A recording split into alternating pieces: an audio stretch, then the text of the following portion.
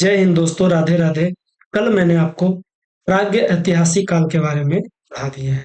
आज मैं आपको दूसरा जो हमारा क्लास होने वाला है आज, इसमें मैं आपको आद्य ऐतिहासिक काल के बारे में पढ़ाऊंगा।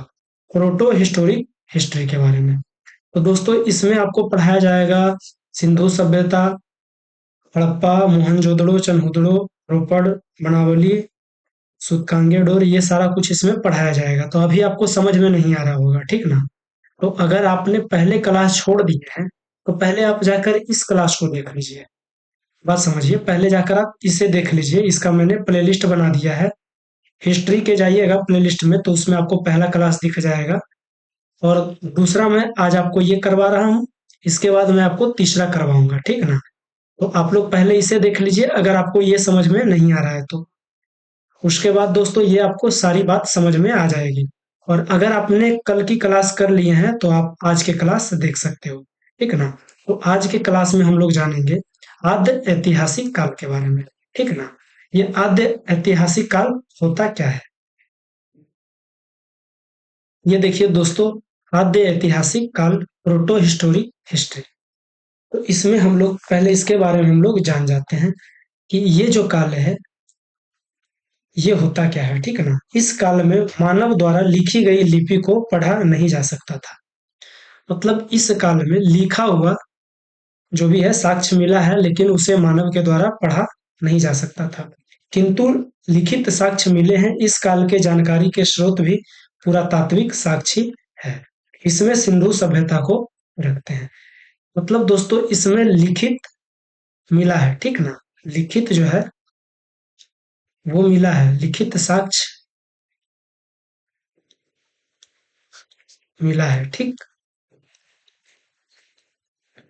लेकिन इसे पढ़ा नहीं गया है, ठीक ना? और ये जो है पुरातात्विक साक्ष्य है। तो दोस्तों, हम लोग ने जान गए आद्य ऐतिहासिक काल क्या है। आद्य ऐतिहासिक काल दोस्तों, इस काल में मानव द्वारा लिखी गई लिपि को पढ़ा नहीं जा सकता, किंतु लिखित साक्ष्य मिले हैं। इस काल के जानकारी के स्रोत भी पुरातात्विक साक्षी हैं। इसमें सिंधु सभ्यता को रखते हैं। इसमें हम लोग किसे रखेंगे? सिंधु सभ्यता को।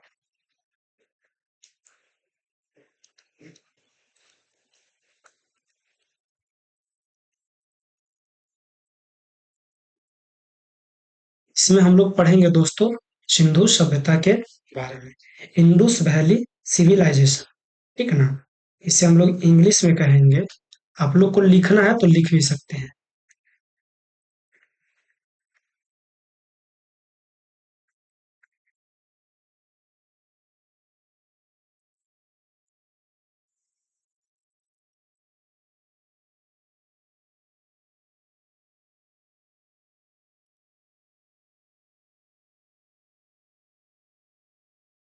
इंडस वैली सिविलाइजेशन, ठीक ना? सिंधु सभ्यता। आज हम लोग क्या पढ़ेंगे दोस्तों?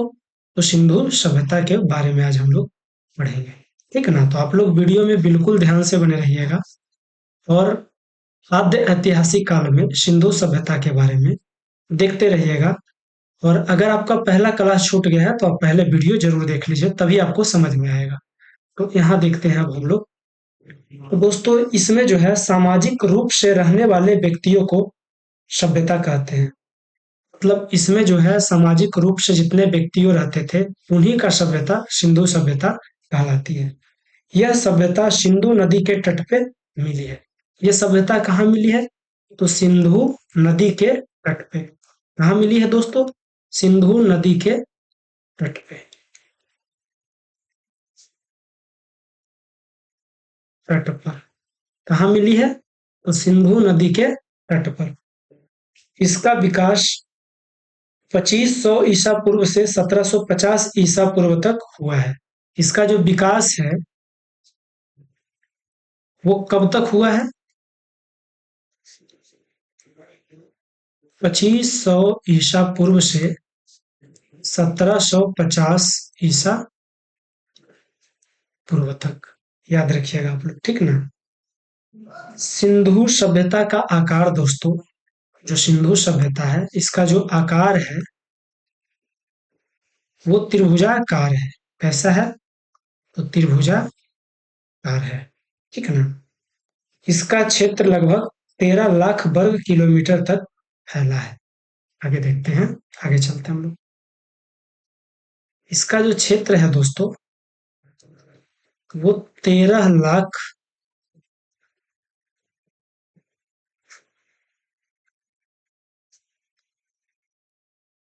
वर्ग किलोमीटर तक फैला था।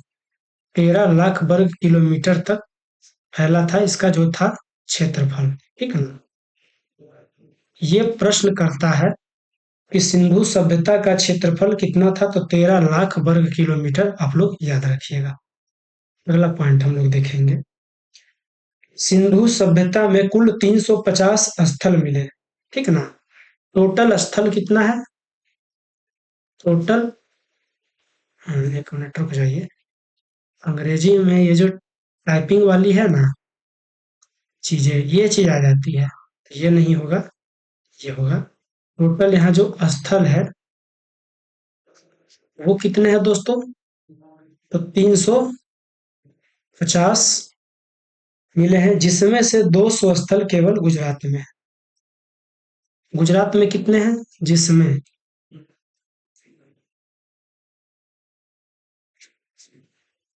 200 मिले हैं, जिसमें 200 स्थल गुजरात के हैं, ठीक ना।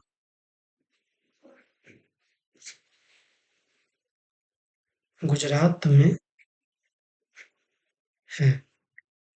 इसका जो क्षेत्रफल है दोस्तों, सिंधु सभ्यता का जो क्षेत्रफल है वो कितना है, 13 लाख वर्ग किलोमीटर का।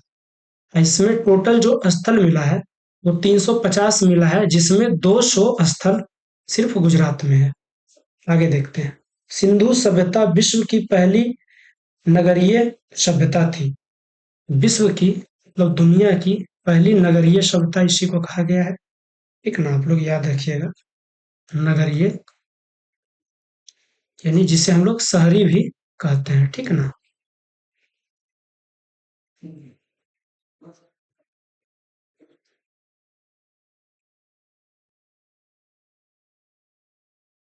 पहली, ठीक ना, पहली नगरीय सभ्यता भी थी, जबकि विश्व की पहली सभ्यता मोसोपोटामिया की सभ्यता थी, जो ग्रामीण सभ्यता थी। और विश्व की पूछेगा दोस्तों, ये तो सिंधु सभ्यता की थी, विश्व की कौन थी, तो मोसो, इसे मत लिखिए, ठीक ना, इसे आप लोग मत लिखिए, ये नहीं पूछता है, ठीक ना। और इसे हम लोग अपवाद में हाँ बता देंगे, ठीक ना। लिख ही देते हैं इसे, लिख देते हैं, आपको दिक्कत नहीं होना चाहिए। और जो विश्व की सबसे पहली जो सभ्यता थी, पहली सभ्यता थी, वो कौन थी, मोसोपोटामिया। कौन थी दोस्तों, मोसोपोटामिया, जो ग्रामीण सभ्यता थी, ठीक ना। कौन सभ्यता थी, ग्रामीण।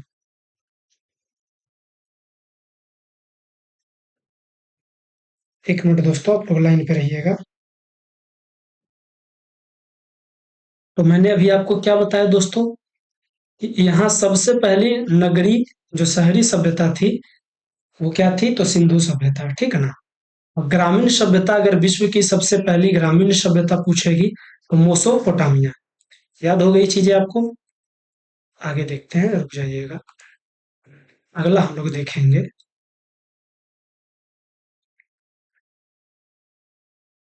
सिंधु सभ्यता की जानकारी सबसे पहले चार्ल्स मैसन ने 1826 ईस्वी में दिया।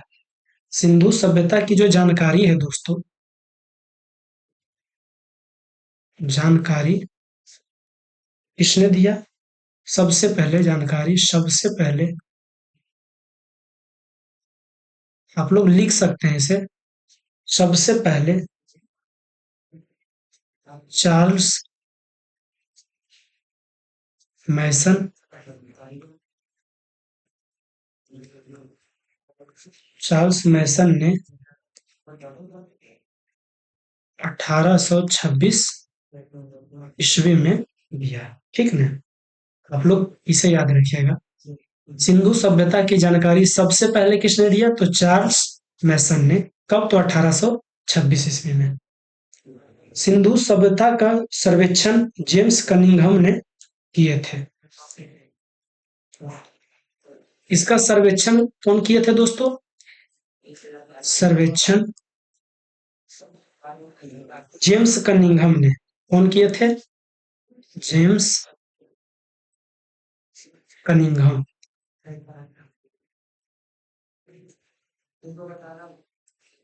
कौन किए थे इसका सर्वेक्षण? तो जेम्स कनिंघम ने। कब? तो 1853 ईस्वी में। 1853 ईस्वी में, आप लोग याद रखिएगा। जानकारी सबसे पहले किसने दिया? तो चार्ल्स मैसन ने। वो कब? तो 1826 में। और सर्वेक्षण किसने किया? तो जेम्स कनिंघम ने। किसका? तो सिंधु सभ्यता का, इंडस वैली सिविलाइजेशन का। ठीक, आगे हम लोग देखते हैं। और अगला देखते हैं। लॉर्ड कर्जन ने 1904 ईस्वी में पुरातत्व विभाग का स्थापना किया था।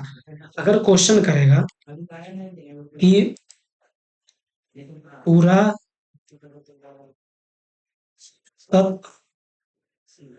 तत्व विभाग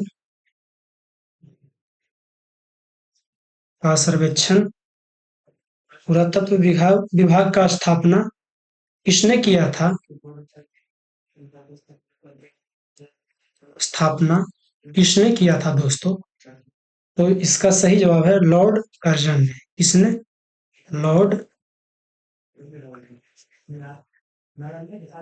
कर्जन ने किया था। कब किया था? तो 1904 ईस्वी में। ठीक है ना, आप लोग याद रखिएगा 1904 ईस्वी में। कब किया था? तो 1904 ईस्वी में। कौन किया था? पुरातत्व विभाग का स्थापना किसने किया था? लॉर्ड कर्जन ने 1904 ईस्वी में, जिसके महानिर्देशक सर जॉन मार्शल थे। इनके जो महानिर्देशक थे, महानिर्देशक, इनके महानिर्देशक जो थे दोस्तों, वो कौन थे? Sir John Marshall. कौन थे? Sir John Marshall. कौन थे दोस्तों? Sir John Marshall. आप लोग तो ये चीजें याद हो जाएगी। आप लोग ध्यान से सिर्फ देखते रहिएगा। ठीक है ना, और दोस्तों जो नए आए हैं वो चैनल को सब्सक्राइब भी करते रहिएगा। आगे देखते हैं। सिंधु सभ्यता की, आप लोग इसे याद रखिएगा, इसे पॉइंट कर लीजिएगा। ठीक ना, सिंधु सभ्यता की पहली खुदाई कौन किए थे? तो दयाराम साहनी। पहली खुदाई कौन किया था दोस्तों? तो दयाराम साहनी ने। ठीक ने, किसने किया था? दयाराम साहनी ने। सिंधु सभ्यता की खुदाई किसने करवाया था? तो दयाराम साहनी ने। इसकी जानकारी के लिए पहली खुदाई हड़प्पा में 1921 ईस्वी में हुई थी। इसकी जानकारी के लिए दोस्तों, सबसे पहली खुदाई कहाँ हुई थी? सबसे पहली खुदाई कहाँ हुई थी? तो दोस्तों ये कहाँ हुई थी? हड़प्पा में। ठीक ना, आप लोग याद रखिएगा, हड़प्पा में सबसे पहले खुदाई। ठीक ना, कहाँ हुई थी? हड़प्पा में। कब? तो 1921 ईस्वी में। 1921 ईस्वी में। आप लोग याद भी रख सकते हैं, इसे लिख भी सकते हैं, कोई दिक्कत नहीं है भाई। आपको घबराना नहीं है, एक एक चीज बताएंगे आपको और डिटेल में बताएंगे, क्योंकि ये आपका फाउंडेशन क्लास है। इसमें आप बेसिक से लेके बहुत डिटेल तक जानेंगे। अगर आपको समझने में दिक्कत हो रहा है तो आप लोग जाकर पहले पहला क्लास करिए। ठीक ना, जिसका आपको मेरे यूट्यूब चैनल में प्लेलिस्ट बना हुआ है, उसमें आपको दिख जाएगा, हिस्ट्री का प्लेलिस्ट है। ठीक, उसमें जाइए, आप लोग पहला क्लास देख लीजिए। आगे क्या कहता है दोस्तों? इसकी जानकारी के लिए पहले खुदाई हड़प्पा में हुई थी। कब? तो दोस्तों 1921 में। ठीक ना, अतः इसे हड़प्पा सभ्यता भी कहते हैं। मतलब दोस्तों, इसे हम लोग सिंधु सभ्यता को ही हम लोग हड़प्पा सभ्यता भी कहते हैं। इसे क्या कहते हैं? हड़प्पा सभ्यता भी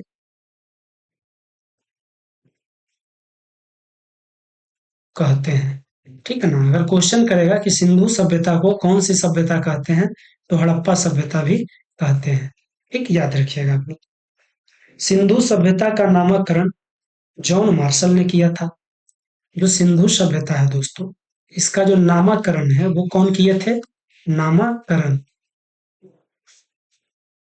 तो जो नामकरण किए थे वो जॉन मार्शल ने किए थे। किसने किए थे, जॉन मार्शल। जॉन मार्शल ने किया था। इस सभ्यता को कांस्य युगीन सभ्यता भी कहते हैं। सिंधु सभ्यता को ही भाई हम लोग कांस्य युगीन, देखिए ऐसे लिखाएगा, कांस्य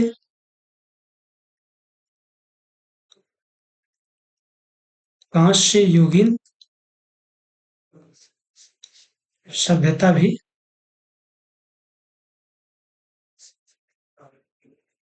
कहते हैं, ठीक ना। आप लोग याद रखिएगा, क्योंकि भाई इसमें कांसे की खोज हुई थी। क्यों कांस्य युगीन सभ्यता कहते हैं, क्योंकि इसमें कांसे की खोज हुई थी। कांसे की बर्तन भी होती है, ठीक ना, कांसे की खोज हुई थी।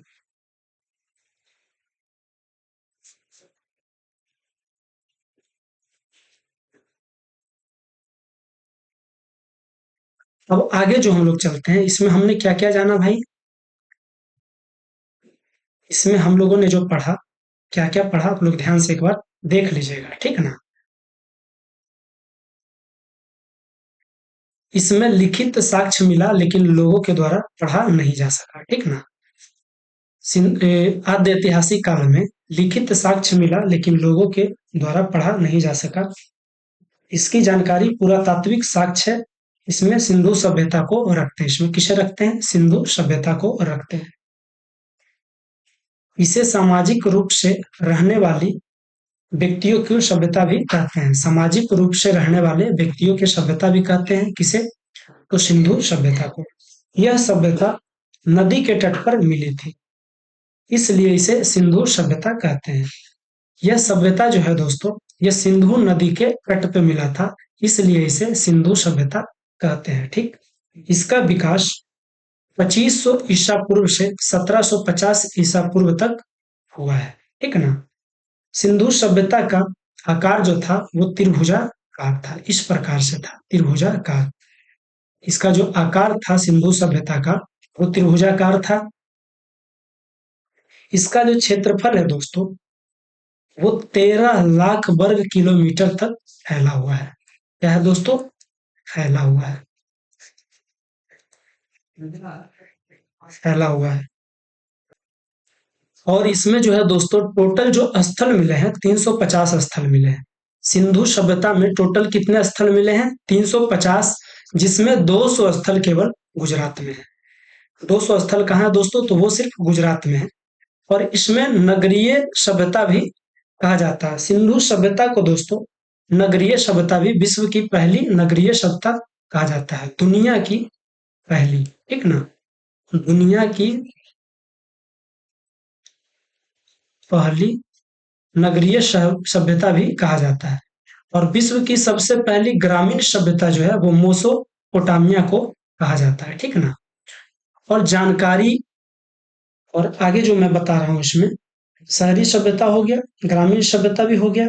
सिंधु सभ्यता की जानकारी जो है सबसे पहले वो किसने दिया, सिंधु सभ्यता की जानकारी जो है दोस्तों, जानकारी सबसे पहले, यहाँ सबसे पहले हो जाएगा, किसने दिया, तो चार्ल्स मैसन ने दिया। किसने दिया, चार्ल्स मैसन ने दिया।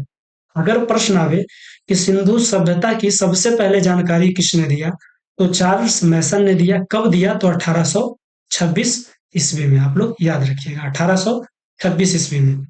और इसका सर्वेक्षण दोस्तों किसने किया, सिंधु सभ्यता की सर्वेक्षण किसने किया, तो जेम्स कनिंघम ने। सिंधु सभ्यता की सर्वेक्षण दोस्तों किसने किया, तो जेम्स कनिंघम ने 1853 ईस्वी में। आप लोग याद रखिएगा। आगे देखते हैं।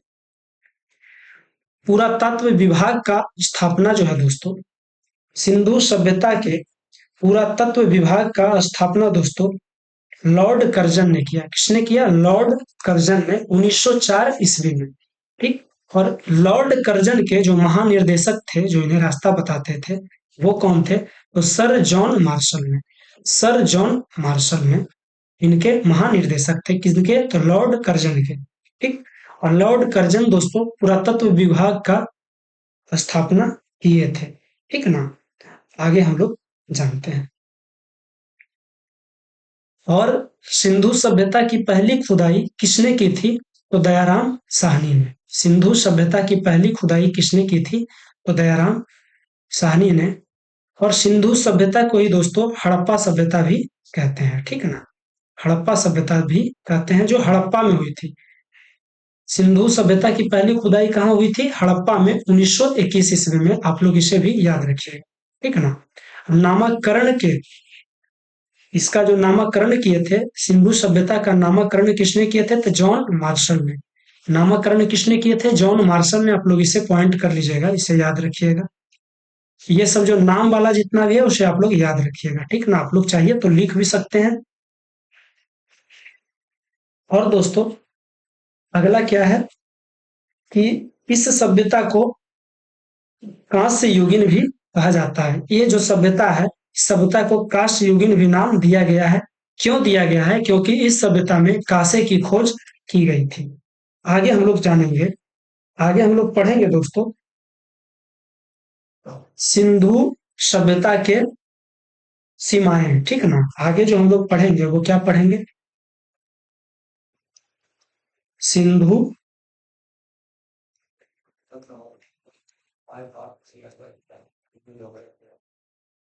सभ्यता की सीमाएं। क्या पढ़ेंगे? सिंधु सभ्यता की सीमाएं। उसकी खुदाई कब हुई आप लोगों ने जान लिया। अब हम पढ़ेंगे सिंधु सभ्यता की सीमाएं। ठीक ना। इसकी सीमा कहाँ है, कहाँ कहाँ से, मतलब और कब बना है, क्या क्या है, ये सब इसमें बताएंगे। तो दोस्तों इसकी जो उत्तरी सीमा है, ठीक ना, पहले हम लोग जान लेते हैं। ठीक ना। ये होता क्या है? ये हो गया नॉर्थ हो गया। ठीक है ना। नॉर्थ। ये हो गया साउथ। नॉर्थ ऊपर आ गया, साउथ नीचे आ गया। इधर हो गया वेस्ट, इधर हो गया ईस्ट। पूरब हो गया, पश्चिम हो गया, उत्तर हो गया, दक्षिण हो गया। ठीक है ना। पूरब पश्चिम उत्तर दक्षिण। ऊपर क्या होता है? उत्तर होता है, नीचे दक्षिण होता है, राइट में पूरब होता है, लेफ्ट में पश्चिम होता है। ठीक है ना। ये मैप में ऐसे दिखाया जाता है। तो दोस्तों इसकी जो सीमा है, इसके उत्तरी सीमा कश्मीर के मांडा, जो चिनाब नदी के तट पर स्थित है। ठीक ना। इसमें दोस्तों उत्तर में जो है वो मांडा है। ठीक ना। मांडा क्या है? मांडा। इसके उत्तर में मांडा। ये कहाँ है? ये चिनाब नदी के तट पे है। कहाँ है दोस्तों? चिनाब नदी के तट पे। आप लोग इसे याद रखिएगा। मांडा कहाँ है? चिनाब नदी के तट पे। और दक्षिण में क्या है?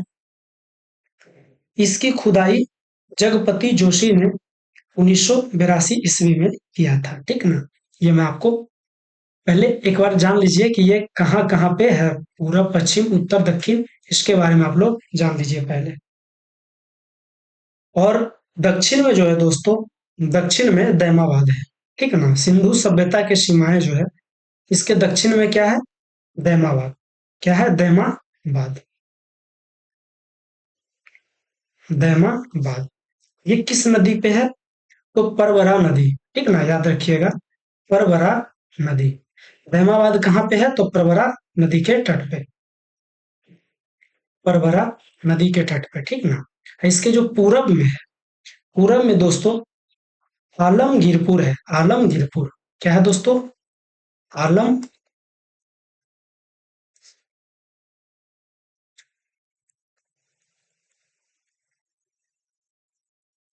आलमगीरपुर। ये किस नदी के तट पे है? तो हिंडन नदी के तट पे है। किस नदी के तट पे है? हिंडन नदी के तट पे है।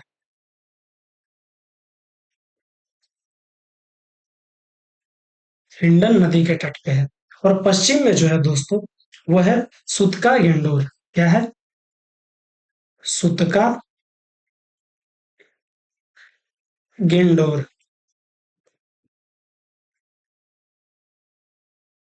सुतका सुतकांगे डोर। ये जो है दोस्तों, ये दासक नदी के तट पे है। किस नदी के तट पे है? दासक नदी के तट पे। सुतकांगे डोर किस नदी के तट पे है? तो दासक नदी के तट पे। ठीक ना, आप लोग याद रखिएगा। इसके जो है उत्तर में क्या है? मांडा। सिंधु सभ्यता के उत्तर में मांडा है, जो चिनाब नदी के तट पे है। चिनाब, चिनाब हो जाएगा दोस्तों, चिनाब नदी के तट पे है। दक्षिण में दैमाबाद है, जो परवरा नदी के तट पे है। ठीक ना। और पूरब में जो है आलमगीरपुर है, जो हिंडन नदी के तट पे है। और पश्चिम में सुतकांगे डोर है। सुतकांगे डोर जो दोस्तों कासक नदी के तट पे है। ठीक, तो ये चीज आप लोग याद रखिएगा। इसमें हम बता रहे हैं दोस्तों, इसमें जो बता रहा है, क्या कह रहा है? इसकी उत्तरी सीमा कश्मीर के मांडा में चिनाब नदी के तट पे है। यानी उत्तर में ये कश्मीर में पड़ता है। ठीक ना। ये कहाँ पड़ता है दोस्तों? तो कश्मीर में पड़ता है। लोग याद रखिएगा, कहाँ पड़ता है? मांडा कहाँ है? कश्मीर में। कहाँ है दोस्तों? कश्मीर में। कश्मीर के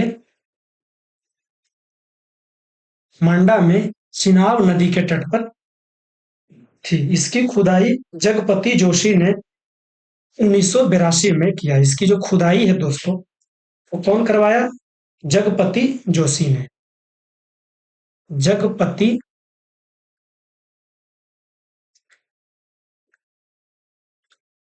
जोशी ने कब करवाया? तो 1882 ईस्वी में। 1882 ईस्वी में जगपति जोशी ने मांडा की खुदाई करवाया। मांडा किस नदी के तट पे है? तो चिनाब नदी के तट पे है, जो कश्मीर में पड़ता है। ठीक ना।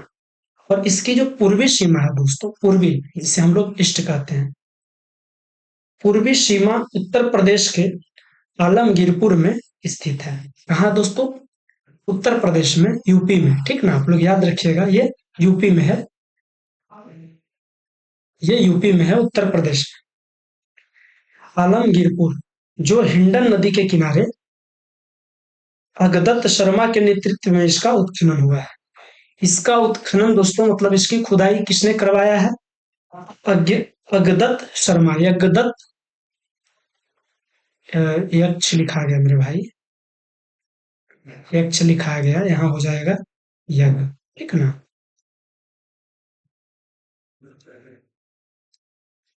यहाँ हो जाएगा यज्ञदत्त शर्मा। यज्ञदत्त शर्मा के द्वारा इसका खुदाई हुआ है।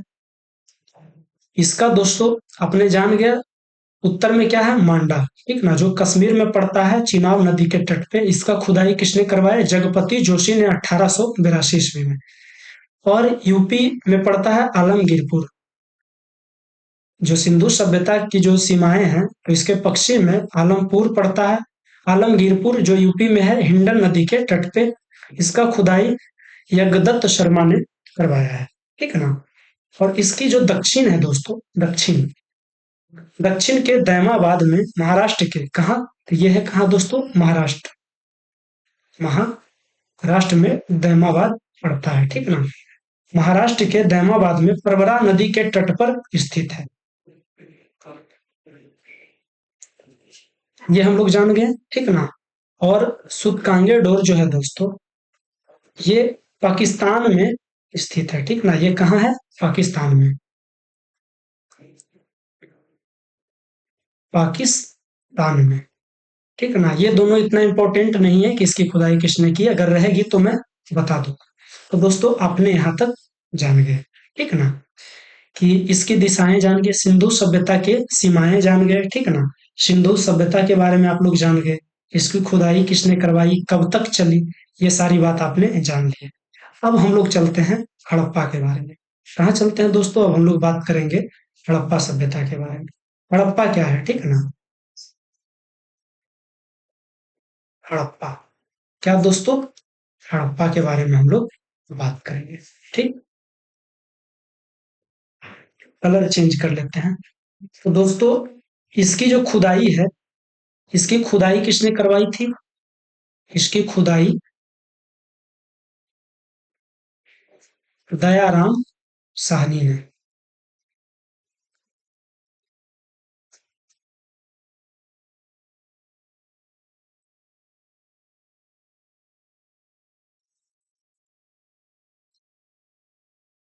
इसकी हड़प्पा की खुदाई किसने करवाई थी? तो दयाराम साहनी ने।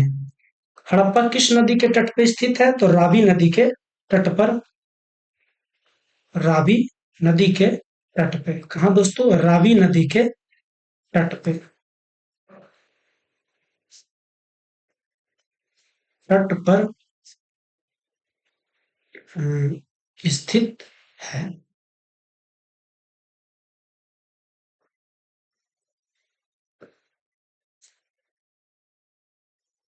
जो दोस्तों पाकिस्तान के, अभी किस देश में है? तो ये पाकिस्तान में है, ठीक ना?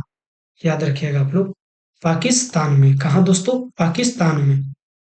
पाकिस्तान में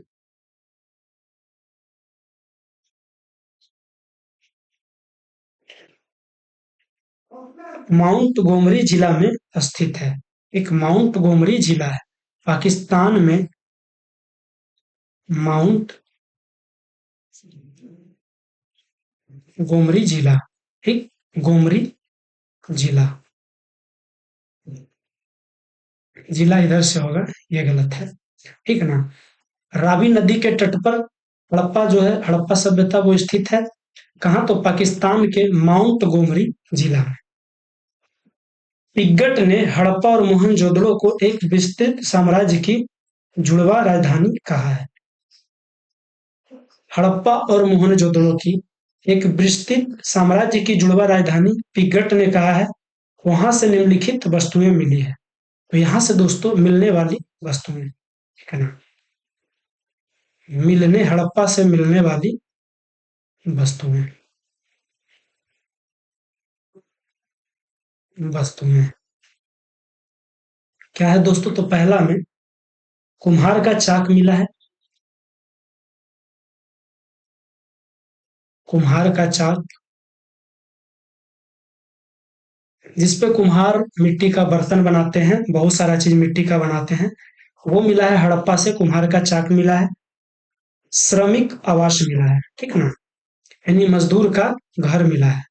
क्या मिला है? श्रमिक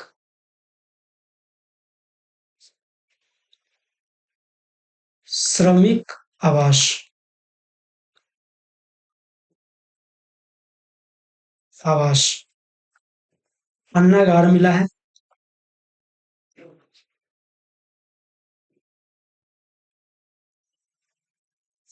अन्नागार मिला है, जिसमें भोजन वगैरह, चावल ये सब रखा जाता है, जिसे हम लोग कोठी भी कहते हैं। मात्र देवी की मूर्ति मिली है। क्या मिला है?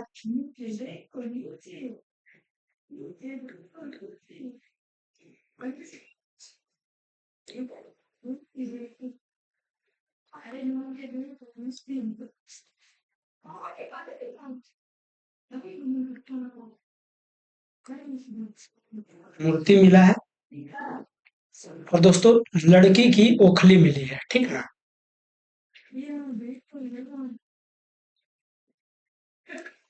लड़की की, लड़की नहीं होगा भाई, लकड़ी होगा, ठीक है ना? क्या होगा? लकड़ी। मैं जो लिखाऊं वो आप पूरे तरह से नहीं लिखते जाओ। आप लोग कमेंट में भी बताइए, कुछ गलत भी होता है वो भी बताइए। क्या? लकड़ी की, लकड़ी की ओखरी, जिसमें धान वगैरह नहीं कूटा जाता है, उसकी ओखली मिली है। क्या मिली है मेरे भाई? लकड़ी की ओखली, ठीक है ना? कहाँ मिली है? तो हड़प्पा में। और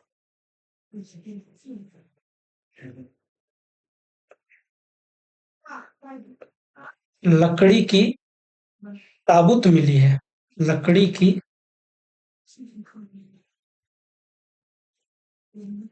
ताबूत मिली है।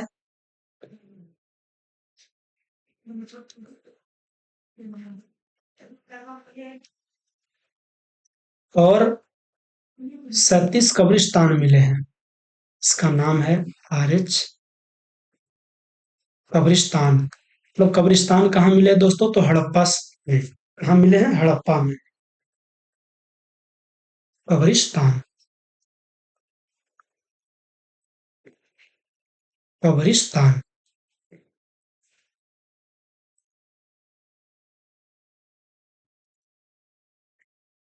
एक सींग वाला जानवर।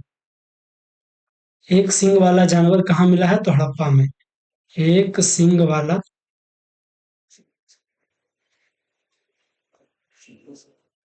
जानवर कहाँ मिला है? तो हड़प्पा में। याद रखिएगा। एक सींग वाला जानवर मिला है। और क्या मिला है मेरे भाई? तो हाथी का कपाल मिला है।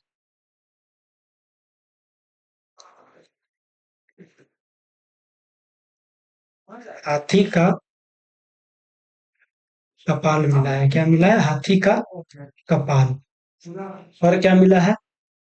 स्वास्तिक का चिन्ह मिला है। यानी इस समय पूजा भी होता था। स्वास्तिक। स्वास्तिक चिन्ह मिला है। जो नहीं होता है इस प्रकार से,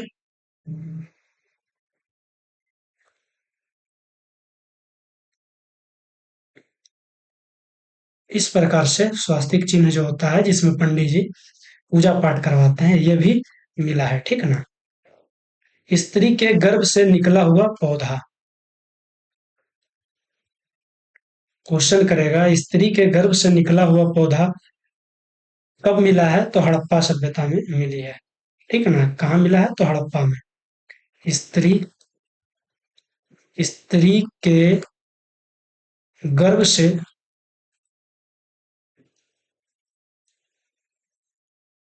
निकला हुआ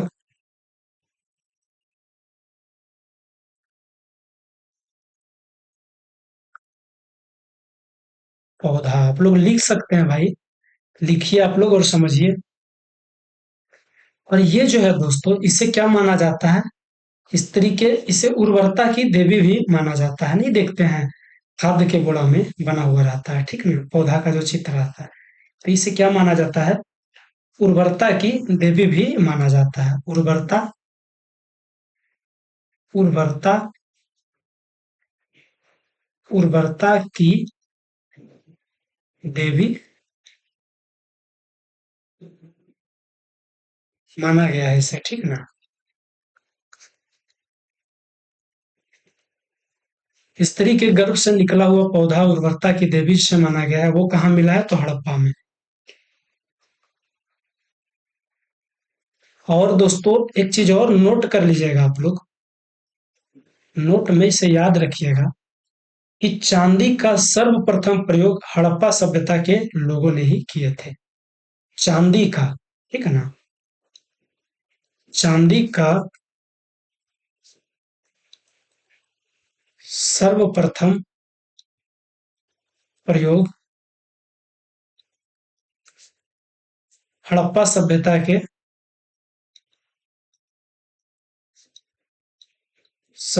के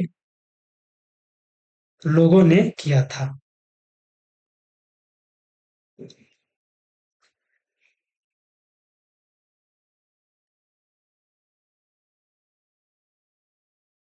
ये दोस्तों हमने जान लिए किसके बारे में? सिंधु सभ्यता जान लिए, सिंधु सभ्यता की सीमाएं पढ़ लिए, ठीक ना? हड़प्पा, ये दोस्तों इसकी जो है 1921 में इसकी खुदाई हुई थी, ठीक है ना? इसके बारे में थोड़ा सा हम लोग समझ लेते हैं, आपको रिवाइज करवा देते हैं कि चीजें आपको बहुत जल्द याद हो जाए। तो मेरे भाई मैंने आपको क्या क्या बताया हड़प्पा के बारे में। इसकी जो खुदाई है वो किसने करवाई थी? तो दयाराम साहनी ने की थी, ठीक है ना? और ये हड़प्पा सभ्यता जो है वो रावी नदी के तट पर स्थित है, जो अभी कहाँ है? तो पाकिस्तान के माउंट गोमरी जिला में पड़ता है, ठीक है ना? और उसके बाद मैं पढ़ा था यहाँ मिलने वाली वस्तुएं। जो हड़प्पा सभ्यता में जो वस्तु मिले हैं, तो क्या क्या मिला है? तो कुम्हार का चाक मिला है जिसपे मिट्टी का बर्तन बनाया जाता है। श्रमिक आवास मिला है, यानी मजदूरों का घर मिला है। अगर प्रश्न करें कुम्हार का चाक किस सभ्यता में मिला है, तो हड़प्पा में। श्रमिक आवास किस सभ्यता में मिला है, तो हड़प्पा में। अन्नागार कहाँ मिला है, तो हड़प्पा में। मात्र देवी का मूर्ति कहाँ मिला है, तो हड़प्पा में। लकड़ी की ओखरी कहाँ मिली है जिसमें धान कूटा जाता है, तो हड़प्पा में। आप लोग याद रखिएगा। लकड़ी की ताबूत कहाँ मिली है, तो हड़प्पा में। RH-37 कब्रिस्तान कहाँ मिला है, तो ये हड़प्पा में मिला है। कब्रिस्तान क्वेश्चन करेगा, कब्रिस्तान कहाँ मिला है, तो हड़प्पा में। एक सिंग वाला जानवर हड़प्पा में। हाथी का कपाल हड़प्पा में। स्वास्तिक चिन्ह जिससे पूजा होता है, हड़प्पा में। स्त्री के गर्भ से निकला हुआ पौधा, ये उर्वरता के देवी माना गया है इसे। अगर पूछेगा उर्वरता की देवी किसे माना गया है, तो स्त्री के गर्भ से निकला हुआ पौधा जो रहता है, उस जो लोगों को, उसी को उर्वरता की देवी माना गया है। तो स्त्री के गर्भ से निकला हुआ पौधा ये कहाँ मिला है, तो हड़प्पा में, ठीक ना। और सबसे पहले चांदी का जो प्रयोग किया गया है वो हड़प्पा सभ्यता के लोगों ने किया है। चांदी का दोस्तों सबसे पहले प्रयोग किसने किया है, तो हड़प्पा सभ्यता के लोग ने किया है। तो आप लोग पॉइंट कर लीजिएगा। खुदाई किसने करवाया, इसे आप लोग याद रखिएगा। किसने, तो दयाराम साहनी ने। और ये किस नदी पे है हड़प्पा सभ्यता, तो रावी नदी के तट पे, जो अभी कहाँ है, पाकिस्तान के माउंट गोमरी जिला में, ठीक ना। इसमें मिलने वाला धातु, वस्तुएं, धातु नहीं वस्तुएं, ठीक ना। तो आप लोग कुम्हार का चाक, श्रमिक आवास, अन्नागार, मात्र देवी की मूर्ति, लकड़ी की ओखली और लकड़ी की ताबूत, कब्रिस्तान, एक सिंग वाला जानवर, हाथी का कपाल, स्वास्तिक चिन्ह, ये सब याद कर लीजिएगा। और सबसे पहले चांदी का प्रयोग कहाँ किया गया था, तो हड़प्पा के लोगों ने किया था, ठीक। आगे जो हम बताएंगे आपको दोस्तों, आगे हम आपको बताएंगे मोहन मोहन जोदड़ो के बारे में। किसके बारे में, मोहन जोदड़ो के बारे में। एक मिनट रुक जाइएगा भाई, यहाँ पे क्या हो रहा है।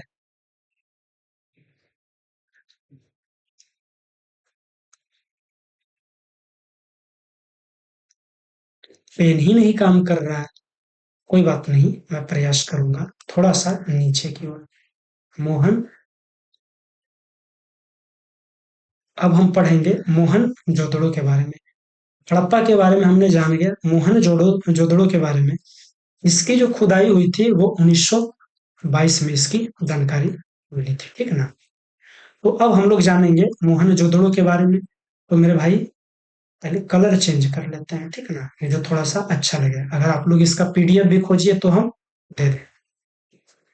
तो इसकी जो खुदाई है वो 1922 ईस्वी में राखल दास बनर्जी ने की थी। इसकी खुदाई किसने की थी दोस्तों, खुदाई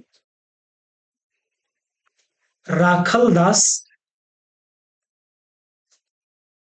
राखल दास बनर्जी ने। किसने किए थे, तो राखल दास बनर्जी ने। मोहनजोदड़ो की खुदाई किसने किए थे, तो राखल दास बनर्जी ने। कब, तो 1922 ईस्वी में। यह पाकिस्तान के लरकाना जिले में स्थित है। और ये भी जो है दोस्तों, ये कहाँ स्थित है अभी, ये पाकिस्तान में स्थित है, ठीक ना। पाकिस्तान के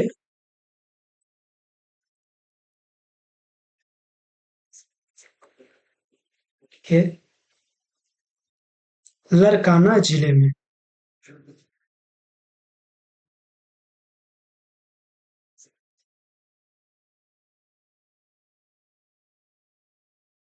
ये कहाँ स्थित है, तो पाकिस्तान के लरकाना जिले में।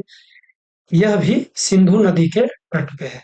ये जो है मोहनजोदाड़ो, ये सिंधु नदी के पे है, ठीक ना। यह सिंधु सभ्यता का सबसे बड़ा शहर है। अगर प्रश्न करेगा सिंधु सभ्यता का सबसे बड़ा शहर कौन था, तो मोहनजोदड़ो, ठीक ना। सबसे बड़ा शहर कौन था, तो मोहनजोदड़ो।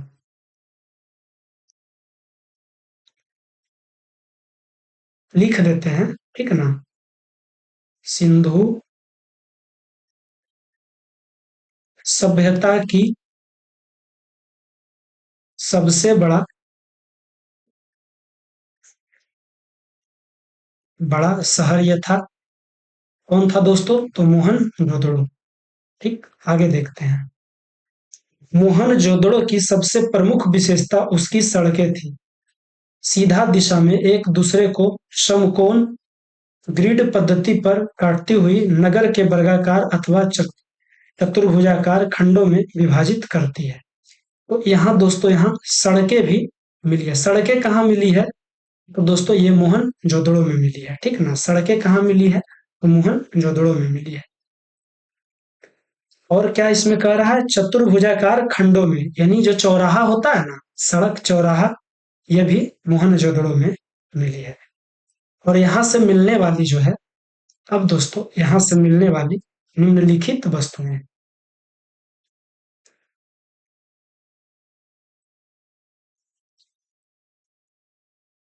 ओ यहाँ से मिलने वाली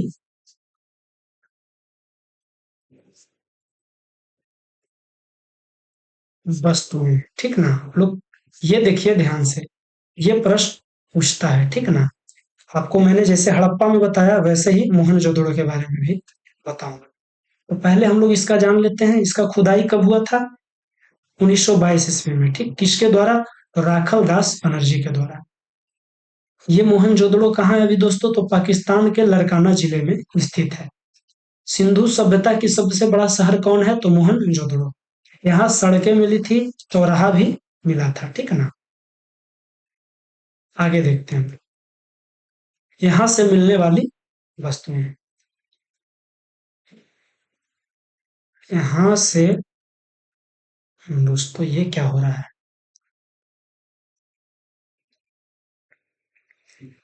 चलिए यहाँ पे लिखा नहीं रहा है, कोई बात नहीं। यहाँ से मिलने वाली वस्तुएं तो है दोस्तों, यहाँ से क्या क्या मिला है? तो ध्यान देंगे हम लोग, कलर चेंज कर लेते हैं, ठीक है ना, जो आपको अट्रैक्टिव बनाए। स्नानागार मिला है, स्नानागार, स्नानागार मिला है। अन्नागार सबसे बड़ा अन्नागार कहाँ मिला है? तो वो मिला है कहाँ? मोहनजोदड़ो में, सबसे बड़ा, बड़ा अन्नागार।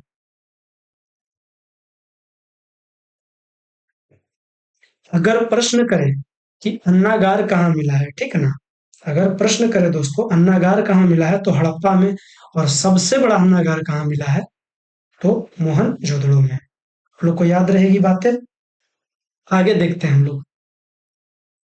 पुरोहित आवास मिला है, ठीक ना। पुरोहित आवास, पुरोहित आवास क्या मिला है? पुरोहित आवास। सूती वस्त्र क्या मिला है दोस्तों? सूती वस्त्र। मोहनजोदड़ो में क्या मिला है? सूती वस्त्र, सूती वस्त्र। सबसे चौड़ा सड़क, अभी मैंने आपको बताया। सबसे चौड़ा सड़क कहाँ मिला है? सबसे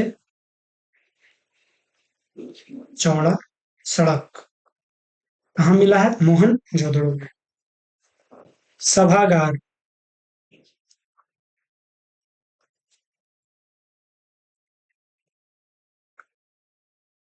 सभागार। पशुपति शिव, जो पशुपति नाथ मंदिर है वो भी यहीं मिला है, इसलिए पशुपति शिव, पशुपति शिव। कासे की नर्तकी,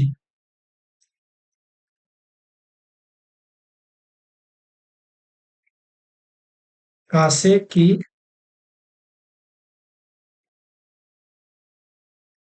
नर्तकी। तांबे का ढेर,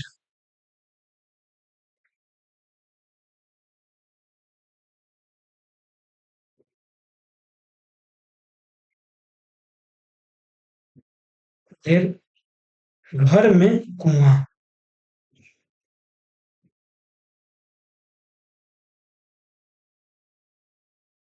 घर में कुआं। मोहनजोदड़ो में क्या क्या मिला है दोस्तों? स्नानागार, सबसे बड़ा अन्नागार, पुरोहित का आवास मिला है, सूती वस्त्र मिला है। सूती वस्त्र कहाँ मिला है? तो मोहनजोदड़ो में। सबसे चौड़ा सड़क कहाँ मिला है? तो मोहनजोदड़ो में। सभागार कहाँ मिला है? तो मोहनजोदड़ो में। पशुपति पशुपतिनाथ शिव मंदिर कहाँ मिला है? तो मोहनजोदड़ो में। कांसे की नर्तकी कहाँ मिली है? तो मोहनजोदड़ो में। तांबे का ढेर मोहनजोदड़ो में। घर में कुआं मोहनजोदड़ो में। अब दोस्तों यहाँ के कुछ बातें नोट करिएगा आप लोग, ठीक है ना? कुछ बातें नोट करिएगा, वो हम आपको लिखाते हैं, आप लोग लिख भी सकते हैं। मोहनजोदड़ो का अर्थ होता है मृतकों का टीला, किंतु यहाँ से कब्रिस्तान नहीं मिला है। इसका अर्थ क्या होता है दोस्तों? मृतकों का टीला, लेकिन यहाँ से कब्रिस्तान नहीं मिला है। कब्रिस्तान कहाँ नहीं मिला है? तो मोहनजोदड़ो में। और कहाँ मिला है? तो हड़प्पा में, ठीक है ना? कब्रिस्तान कहाँ मिला है दोस्तों? तो हड़प्पा में। कहाँ नहीं मिला है? तो मोहनजोदड़ो में। और इसका अर्थ क्या होता है? मृतकों का टीला, किंतु यहाँ से कब्रिस्तान नहीं मिला है, बल्कि एक ही स्थल पर कंकाल का ढेर मिला है। एक ही स्थल पर क्या मिला है? कंकाल का ढेर।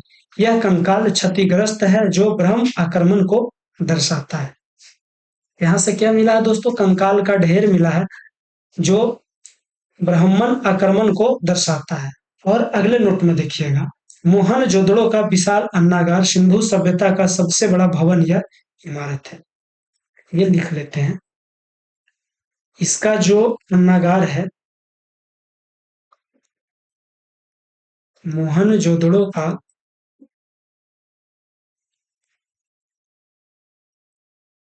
विशाल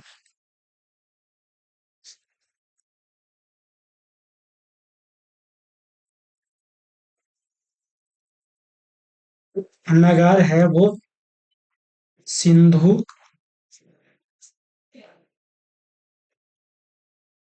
सभ्यता को सिंधु सभ्यता का सबसे बड़ा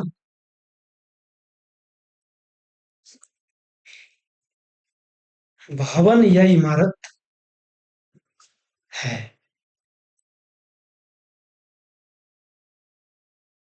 भवन या इमारत।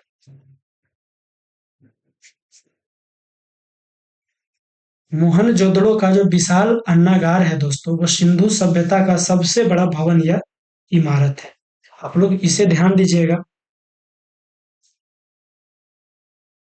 और स्वास्तिक मोहर जो है, जो हड़प्पा में मिला है, वो सबसे ज्यादा यहाँ मिला है, मोहनजोदड़ो से मिला है, जिसका निर्माण सिलखड़ी में सिलखड़ी से हुआ था, ठीक है ना?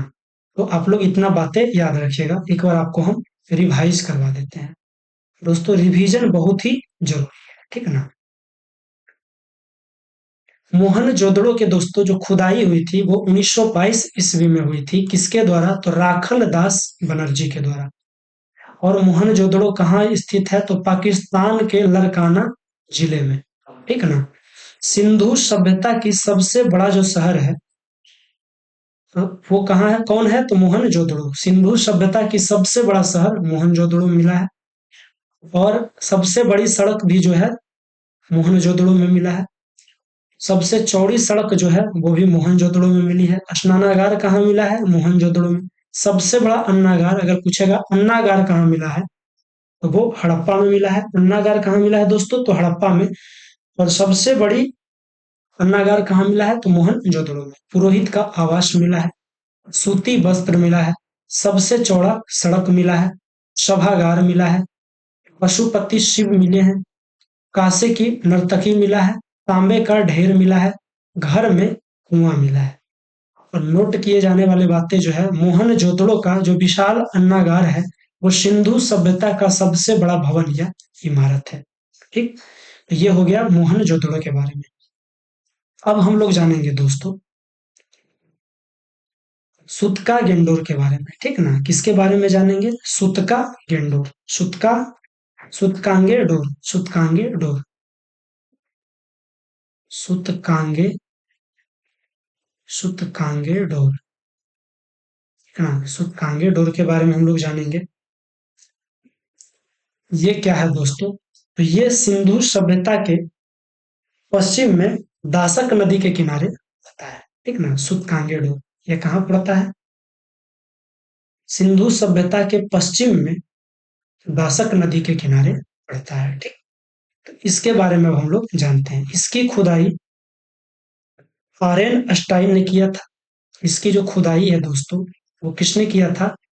आर्यन स्टाइन ने। खुदाई किसने किया था? आर्यन स्टाइन स्टाइन ने 1927 में किया था। मैंने बताया था भी कि ये सिंधु सभ्यता के, जो सिंधु घाटी सभ्यता है, इसके पश्चिमी क्षेत्र है सूतकांगे डोर, ठीक ना, जो दासक नदी के किनारे पे है। मैंने आपको पहले भी पढ़ाया था, यहाँ भी बता रहा हूँ, ठीक ना। तो अगर प्रश्न पूछे तो आपको बता देना है किस नदी के किनारे है, तो दासक नदी के किनारे। ये जो है दोस्तों दासक नदी के किनारे है।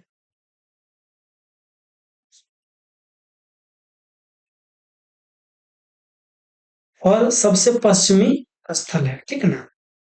इसे दासक नदी भी कहा जाता है, दास्क नदी भी कहा जाता है। कौन सा नदी कहा जाता है दोस्तों? दास्क नदी, ठीक ना।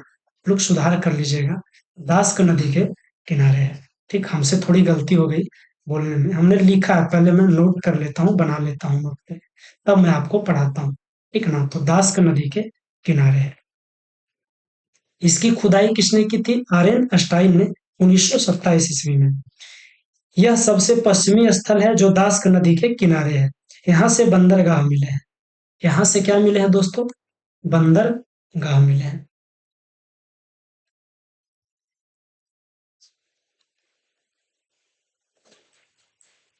सूतकांगे डोर से अगर पूछेगा बंदरगाह कहाँ से मिले हैं, तो क्या बताना है आपको? सूतकांगे डोर से, ठीक ना। सूतकांगे डोर से, सूतकांगे डोर से। कहाँ से मिले हैं? सूतकांगे डोर से।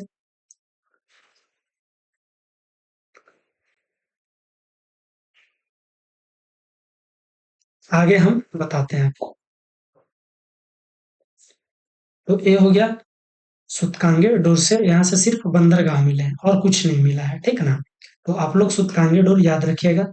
ये सबसे पश्चिमी क्षेत्र है जो दास्क नदी के किनारे है। इसकी खुदाई आर्यन स्टाइन ने 1927 ईस्वी में किए थे, ठीक ना।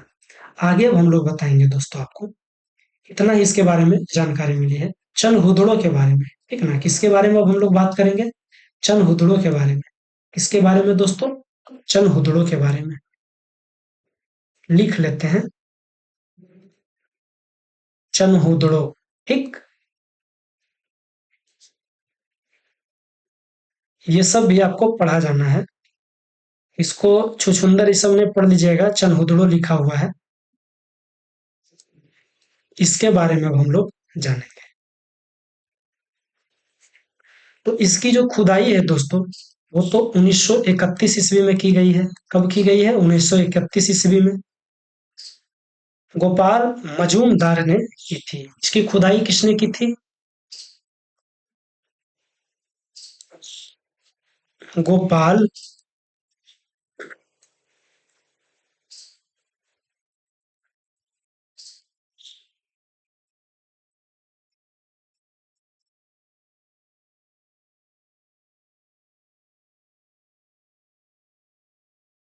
हुदड़ों की खुदाई दोस्तों किसने की थी? गोपाल मजूमदार ने की थी।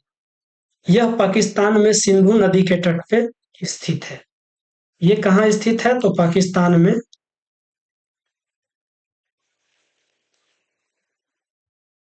पाकिस्तान में सिंधु नदी के तट पर स्थित है।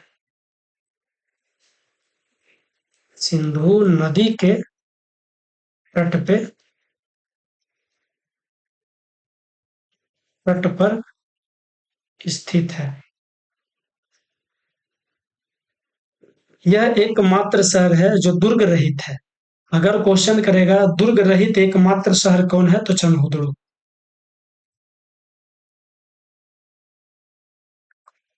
एकमात्र शहर है,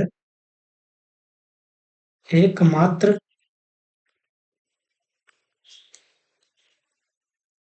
शहर जो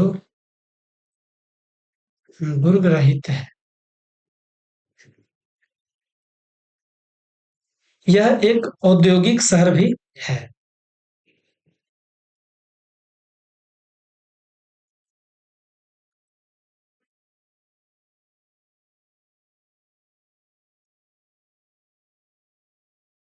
यह एकमात्र पुरास्थल है जहां बर्काकर ईंटें मिली है। बर्काकर ईंटें मिली है मतलब यहाँ भट्ठा ये सभी रहता था, यहाँ फैक्ट्री भी थी। औद्योगिक शहर के मतलब यहाँ फैक्ट्रियां भी थी।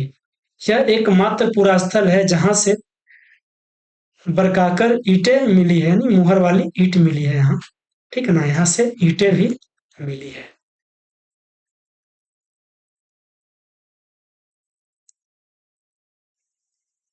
ईंटें कहाँ से मिली है? बर्काकर ईंटें, मुहर वाली ईंटें तो चनहुदड़ो से, ठीक ना।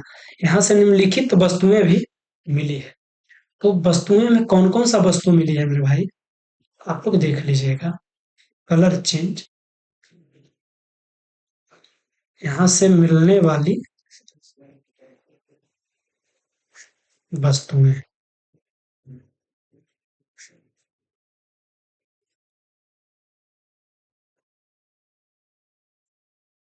यहाँ से मिलने वाली जो वस्तुएं हैं, सौंदर्य की सामग्री यानी लिपस्टिक, ये सब सब मिला है।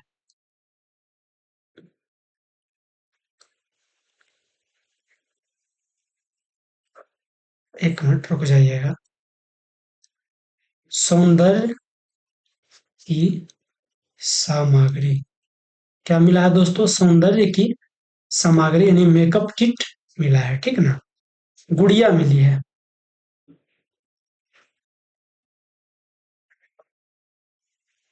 गुड़िया मिलती है जो बच्चे खेलते हैं। यहाँ मनका मिला है, ठीक ना, मनका यानी घड़ा। अगर प्रश्न आएगा घड़ा कहाँ मिला है, तो वो चनहुदड़ो में मिला है। सुई धागा, ठीक ना, सुई धागा कहाँ मिला है? चनहुदड़ो में, सुई धागा। ये सब प्रश्न पूछता है दोस्तों, तो आप लोग इसे याद रखिएगा। सुई धागा कहाँ मिला है? चनहुदड़ो में। बिल्ली का पीछा करता हुआ कुत्ता का पद का चिन्ह, ये भी पूछता है। बिल्ली का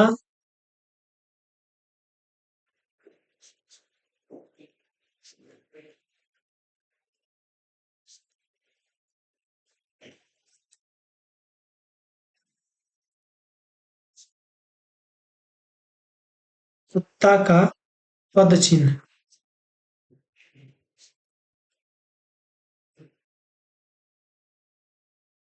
मतलब बिल्ली का पीछा करते हुए, भगा के पीछा करते हुए कुत्ता का पद चिन्ह। अलंकृत ईंट,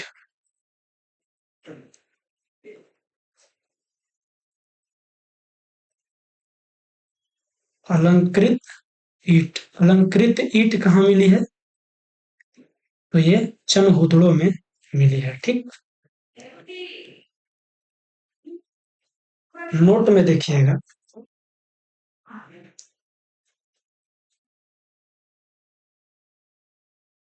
दड़ो या कोट शब्द वाले स्थान पाकिस्तान में पाए जाते हैं। आप लोग एक बात याद रखिएगा कि ये जो दड़ो है ना, दड़ो, चनहुदड़ो, मोहनजोदड़ो, ये सब जो भी है पाकिस्तान में पाया जाता है, ठीक है ना। जैसे चनहुदड़ो बालाकोट, मोहनजोदड़ो डाबरकोट, और जुरीद जोदड़ो कोट दीजिए, ठीक है ना। तो ये सब जितना भी है पाकिस्तान में पाया जाता है।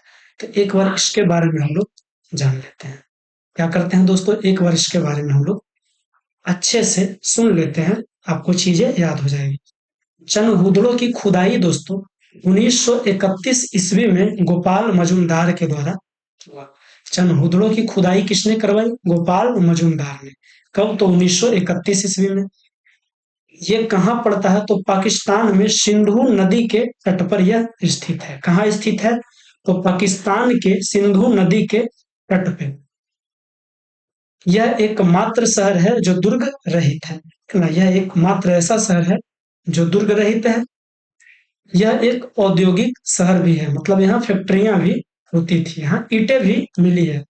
किस प्रकार की ईंट मिली है? तो अलंकृत ईंट। यहाँ से मिलने वाली वस्तुएं, तो सौंदर्य की सामग्री मिली है, यानी मेकअप, ठीक ना, बोल सकते हैं मेकअप जो होता है वो सब मिली है यहाँ पे।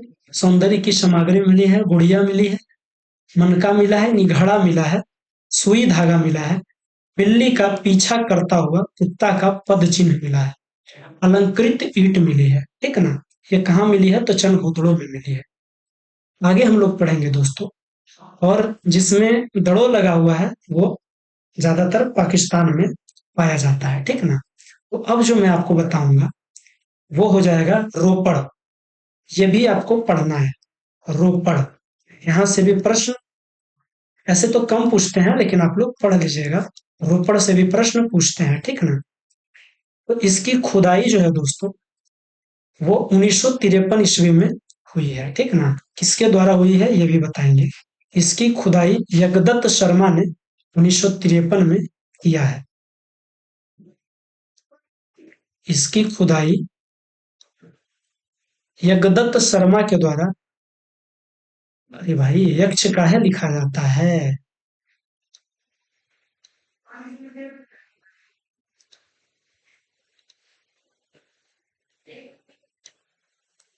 यज्ञदत्त, यज्ञदत्त शर्मा, आप लोग लिख लीजिए भाई, आपको याद रहेगी। इसकी खुदाई यज्ञदत्त शर्मा ने की है। कब की है दोस्तों? तो 1953 ईस्वी में। यह पंजाब के सतलज नदी के किनारे स्थित है। यह यह पंजाब के सतलज नदी के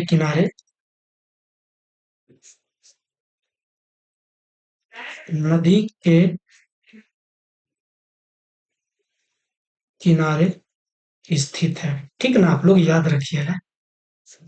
रोपड़ कहाँ स्थित है? तो पंजाब के सतलज नदी के किनारे स्थित है। इसका आधुनिक नाम रूपनगर है। इसका जो मॉडर्न नेम है, मतलब आधुनिक नाम,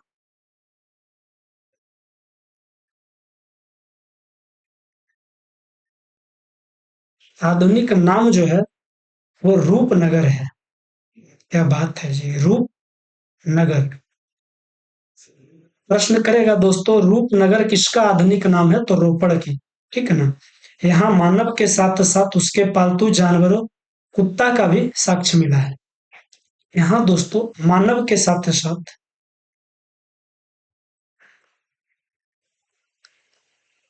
मानव, क्या हो जाएगा? मानव।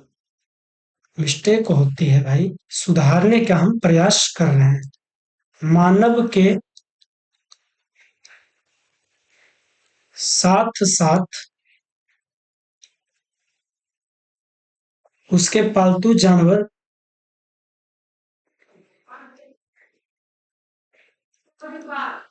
उसके पालतू जानवर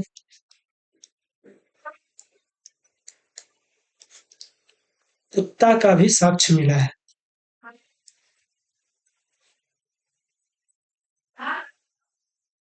साक्ष्य मिला है। क्या मिला है दोस्तों? साक्ष्य मिला है। कहाँ मिला है? तो रोपड़ में मानव के साथ साथ पालतू जानवर कुत्ता का भी साक्ष्य मिला है। याद रखिएगा आप लोग। ऐसा ही सब नव पाषाण काल में जम्मू कश्मीर के बुर्ज होम में मिला था। तो ये जो है, मतलब कि जो दफनाया जाने का जो था, नहीं कहता था कुत्ता के साथ, मतलब इंसान के साथ साथ कुत्ता को दफनाने का जो साक्ष्य कहाँ मिला है? तो ये जम्मू कश्मीर के बुर्ज होम में भी मिला था, और यही रोपड़ में भी मिला है, ठीक ना। आगे अब इतना हो गया भाई रोपड़ के बारे में। इसकी खुदाई किसने करवाई थी? एक बार आप लोग देख लीजिए, ठीक ना। इसकी खुदाई दोस्तों यज्ञदत्त शर्मा ने 1953 ईस्वी में किए थे।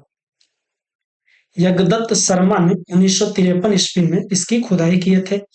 यह पंजाब के सतलज नदी के किनारे स्थित है। इसका जो आधुनिक नाम है वो रूपनगर है। मानव के साथ साथ पालतू जानवर कुत्ता का भी यहाँ साक्ष्य मिला है दफनाने की, ठीक ना। अब आगे जो हम लोग देखेंगे दोस्तों, वो क्या है, बनावली, ठीक ना, बनावली। इसे भी हम लोग को पढ़ना है। प्रश्न तो नहीं मिलते हैं, लेकिन इतिहास में है तो पढ़ना जरूरी है बनावली।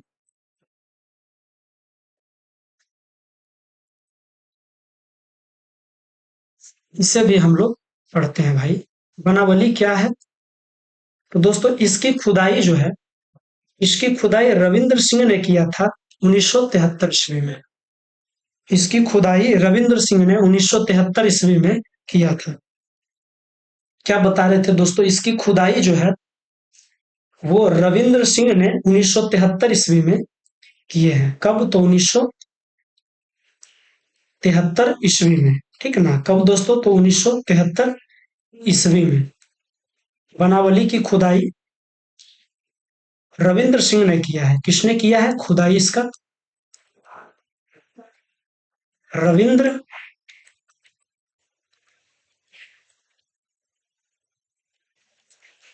रविंद्र सिंह ने किया है।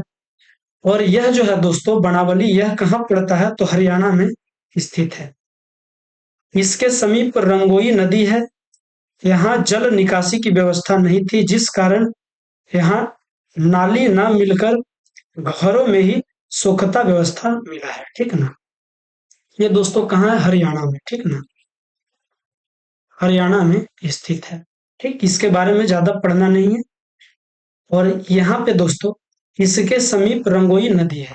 इसके निकट में, बनावली के निकट में एक नदी है, यहाँ से नजदीक में, जिसका नाम है रंगोई नदी।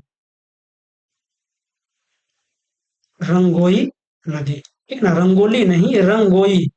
रंगोई नदी इसके बगल में स्थित है। यहाँ जल निकासी की व्यवस्था नहीं थी, मतलब यहाँ से जल नहीं निकलता था, जिस कारण यहाँ नाली ना मिलकर घरों में ही सोखता व्यवस्था मिला है। यहाँ की सड़कें टेढ़ी मेढ़ी थी, ये याद रखिएगा। अगर आपसे प्रश्न करेगा कि कहाँ की सड़कें सबसे ज्यादा टेढ़ी मेढ़ी थी, तो वो हो जाएगा बनावली की, ठीक ना। यहाँ की सड़कें,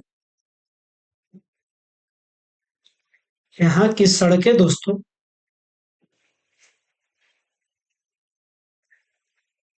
टेढ़ी मेढ़ी थी, अर्थात सड़कें नगर को तारांकित भागों में विभाजित करती थी। मतलब यहाँ की सड़क थी, शहर कोई है, रास्ता कई है, ठीक ना, इस प्रकार से था। तो ये हो गया बनावली के बारे में, इतना ही काफी है, ठीक ना। आगे आपको जो हम बताएंगे वो है कालीबंगा। तो पहले इसके बारे में हम लोग रिवाइज कर लेते हैं, ठीक ना। रिवीजन बहुत ही जरूरी है। तो बनावली का खुदाई कब हुआ था दोस्तों? तो 1973 ईस्वी में रविंद्र सिंह के द्वारा। ये बनावली हरियाणा में पड़ता है। इसके निकट में एक रंगोई नदी है, ठीक ना, रंगोई नदी है। यहाँ की सड़कें दोस्तों टेढ़ी मेढ़ी होती थी। आगे हम लोग पढ़ेंगे, आगे हम लोग पढ़ेंगे मेरे भाई कालीबंगा के बारे में। इसके बारे में कालीबंगा, रुक जाइए, थोड़ा सा नीचे से करना पड़ेगा, यहाँ पे चल नहीं रहा है सही से। कालीबंगा, ठीक है ना, आप लोग याद रखिएगा कालीबंगा भी। तो इसका अर्थात होता है दोस्तों काली मिट्टी की चूड़ी। इसका अर्थात क्या होता है? कालीबंगा का मतलब है काली मिट्टी की चूड़ी, इसका अर्थ जो होता है, इसके बारे में हम लोग जानते हैं। रुक जाइए थोड़ा सा, पेन सेलेक्ट कर लेने दीजिए। इसका अर्थ क्या होता है? इसका अर्थ है, इसका अर्थ है दोस्तों काली मिट्टी की चूड़ी। काली मिट्टी की चूड़ी क्या है दोस्तों? काली मिट्टी की चूड़ी, ठीक है ना, इसका अर्थ जो है।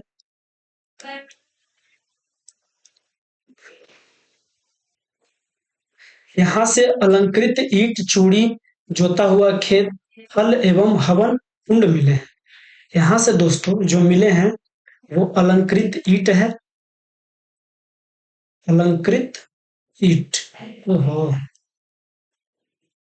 अलंकृत ईंट मिले हैं, ईंट, चूड़ी।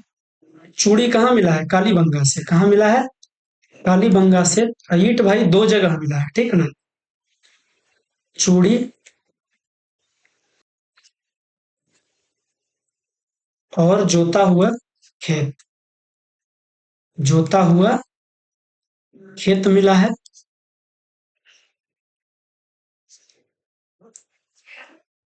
हल एवं हवन कुंड भी मिले हैं। हल एवं हवन कुंड जो जग होता है दोस्तों, हवन कुंड भी मिले हैं, ठीक ना। अगर पूछेगा प्रश्न में कि चूड़ी कहाँ मिली है, तो कालीबंगा में। जोता हुआ खेत कहाँ मिला है, तो कालीबंगा में। हल एवं कुंड कहाँ मिला है? नहीं, हल भी मिला है कालीबंगा में। और हवन कुंड जो होता है वो कहाँ मिला है, तो वो भी कालीबंगा में मिला है। यह जो है दोस्तों, ये राजस्थान में सरस्वती नदी के किनारे हनुमानगढ़ जिले में स्थित है। ये जो है दोस्तों, ये राजस्थान के, आप लोग को लगा नहीं बताएगा ना, लेकिन ऐसा बात नहीं है। ये राजस्थान के हनुमानगढ़ जिले में स्थित है। किस नदी के किनारे? तो सरस्वती नदी के, सरस्वती नदी के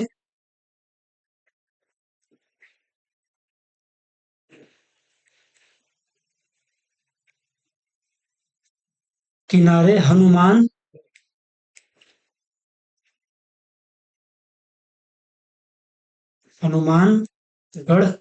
एक जिला है जहां ये स्थित है। आप लोग लिख भी सकते हैं, यहाँ से प्रश्न पूछते हैं। और इसकी जो खोज है दोस्तों, वो अलमानंद घोष द्वारा की गई थी। इसकी खोज किसके द्वारा की गई थी? अलमानंद घोष के द्वारा। अलमानंद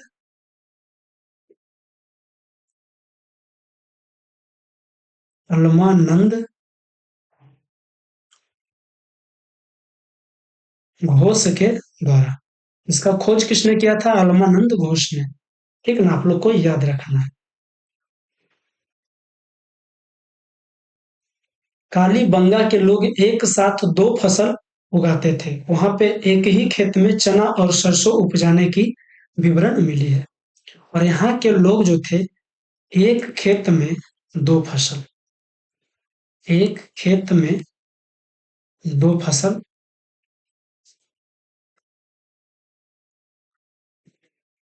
कालीबंगा के जो लोग थे भाई, वो एक ही खेत में दो फसल उगाते थे। चना के साथ सरसों उपजाने का साक्ष्य मिला है, ठीक ना। और इसकी खुदाई जो है, वो बीके थापड़ और बीबी लाल ने, दो लोगों ने की थी इसकी खुदाई दोस्तों। खुदाई जो इसकी है, दो लोगों ने की थी। कौन? एक बीके थापड़, नाम भी गजब है भाई। बीके थापड़ और बीबी लाल है। बोलो भाई, बीबी लाल। कैसा कैसा नाम है। तो बीबी लाल ऐसे ही याद आ जाएगा। कालीबंगा की खुदाई किसने किए थे? तो बीके थापड़ और बीबी लाल ने, ठीक है ना। आगे हम लोग देखते हैं। आगे जानेंगे हम लोग दोस्तों धौलावीरा, ठीक ना। धौलावीरा क्या है, इससे पहले मैं इसका रिवाइज करवा देता हूँ। थोड़ा सा रिवाइज कर लीजिए। कालीबंगा का अर्थ जो होता है दोस्तों, वो है काली मिट्टी की चूड़ी। कालीबंगा का अर्थ क्या है? काली मिट्टी की चूड़ी। यहाँ से अलंकृत ईंट, चूड़ी, जोता हुआ खेत, हल एवं हवन कुंड मिला है। यह राजस्थान के सरस्वती नदी के किनारे हनुमानगढ़ जिला में स्थित है। इसका खोज जो है दोस्तों, वो अलमानंद घोष ने किया है। अलमानंद घोष ने इसका खोज किए हैं। इसमें एक ऐसा साक्ष्य मिला है, एक खेत में दो अनाज उपजाने का साक्ष्य मिला है। जैसे चना और सरसों एक ही खेत में उगाया जा रहा था, ऐसा विवरण इसमें मिला है। एक खेत में 2 फसल उपजाने का। इसकी जो खुदाई है वो बीके थापड़ और बीबी लाल ने की है। आगे देखते हैं हम लोग। अब हम लोग चलेंगे धौलावीरा की ओर। ठीक है ना, जानेंगे किसके बारे में? धौलावीरा के बारे में। धौलावीरा क्या है? ठीक ना, धौलावीरा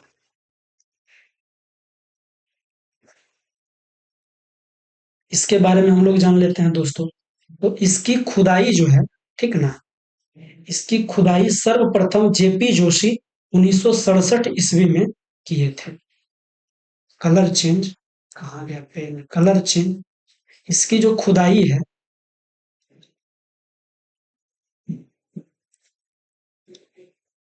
जेपी जोशी,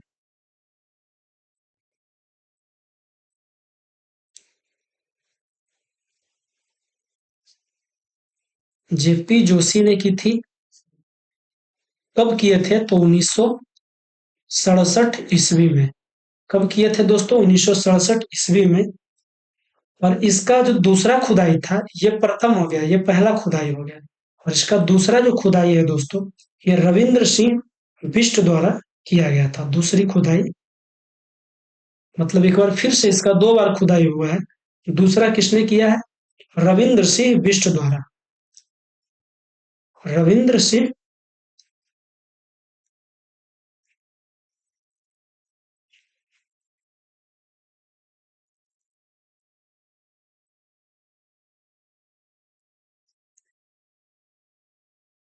कब किया गया? तो 1990 से 91 के बीच में। 1990 से 91 ईस्वी के बीच में, ठीक ना, किया गया है। तो इसमें हम लोग जान गए धौलावीरा के बारे में कि इसकी जो खुदाई है जेपी जोशी ने सबसे पहले, जो पहले में किए थे वो जेपी जोशी थे, 1967 ईस्वी में किए। यहाँ से भी आपको याद हो जाएगी अगर आप पढ़ने वाले होंगे तो। ऐसे भी जो कमजोर माइंड के भी होंगे वो भी समझ जाएंगे। और दूसरी बार में रविंद्र सिंह बिष्ट द्वारा 1990 से 91 के बीच में हुई थी, ठीक ना। और धौलावीरा जो है दोस्तों, ये स्थित कहाँ है? स्थित ये गुजरात में है। कहाँ है दोस्तों?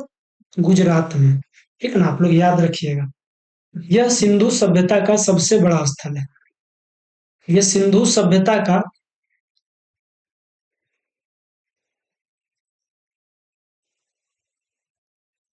सिंधु सभ्यता का सबसे बड़ा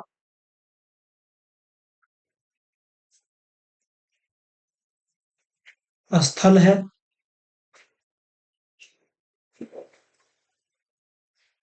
यह गुजरात तथा पाकिस्तान दोनों में फैला है, ठीक ना। स्थित है ये कहाँ? गुजरात में, लेकिन फैला है थोड़ा बहुत पाकिस्तान में भी, ठीक ना। लेकिन इसको हम लोग उतना नहीं मानेंगे। थोड़ा बहुत फैला है पाकिस्तान में भी। पाकिस्तान लिखा गया, शैतान नाम है उसका, पाकिस्तान। भारत में स्थित सबसे बड़ा स्थल राखी गढ़ी था जो हरियाणा में है। इसका जो सबसे बड़ा स्थल है वो राखी गढ़ी था, राखी गढ़ी था, जो कहाँ है? हरियाणा में, ठीक। तो इतना काफी है, इसके बारे में हम लोग जान लिए कि धौलावीरा जो है दोस्तों, परिभाषित कर लीजिए। इसकी जो प्रथम खुदाई किसने की थी? तो जेपी जोशी ने 1967 ईस्वी में। आप लोग याद रखिएगा, खुदाई किसने की थी ये प्रश्न में जरूर पूछता है।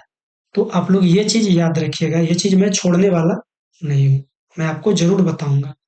और दूसरे में, दूसरे बार जो किया था वो इसका पुनः खुदाई कब हुआ था? 1990-91 में, रविंद्र सिंह बिष्ट के द्वारा, ठीक ना। ये स्थित कहाँ है? तो गुजरात में। थोड़ा बहुत पाकिस्तान में भी फैला हुआ है, ठीक ना, लेकिन स्थित कहाँ है? तो गुजरात में।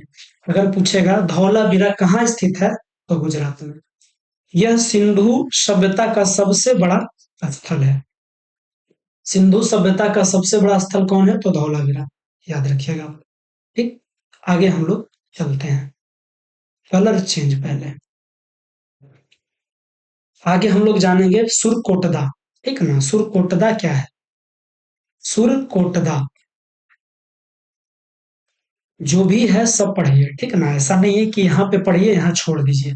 सुरकोटदा के बारे में अब हम लोग जानेंगे। तो दोस्तों इसकी खुदाई जगपति जोशी ने करवाया था। इसकी खुदाई दोस्तों किसने करवाया था?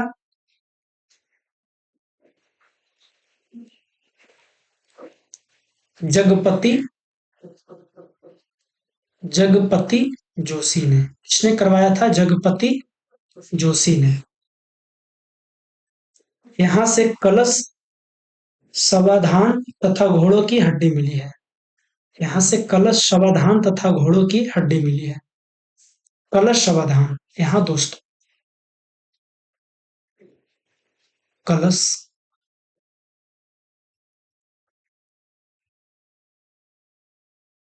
शवाधान तथा घोड़ों की हड्डी मिली है। घोड़ों की हड्डी मिली है। ये सभी एग्जाम के लिए बहुत ही महत्वपूर्ण है भाई, आप लोग बिल्कुल ध्यान से पढ़िए, सब कुछ समझ में आएगा। ये जो है सभी क्या बता रहे थे, यहाँ कलश, शवाधान तथा घोड़ों की हड्डी मिली है। यहाँ छोटे बंदरगाह भी मिले हैं, ठीक है ना। और ये कहाँ स्थित है दोस्तों? तो ये गुजरात में स्थित है, ठीक है ना। आप लोग याद रखिएगा ये कहाँ स्थित है, तो ये भी गुजरात में स्थित है। ये भी गुजरात में स्थित है। और धौलावीरा भी गुजरात में स्थित है, लेकिन वो हल्का फल्का पाकिस्तान में फैल गया है, ठीक है ना। और ये जो है सुरकोटदा, ये भी गुजरात में स्थित है, लेकिन इसका पाकिस्तान में कोई नाम नहीं है। यहाँ से कलश, शवधान तथा घोड़ों की हड्डी मिली है। यहाँ छोटे बंदरगाह भी मिले हैं। यहाँ छोटे बंदरगाह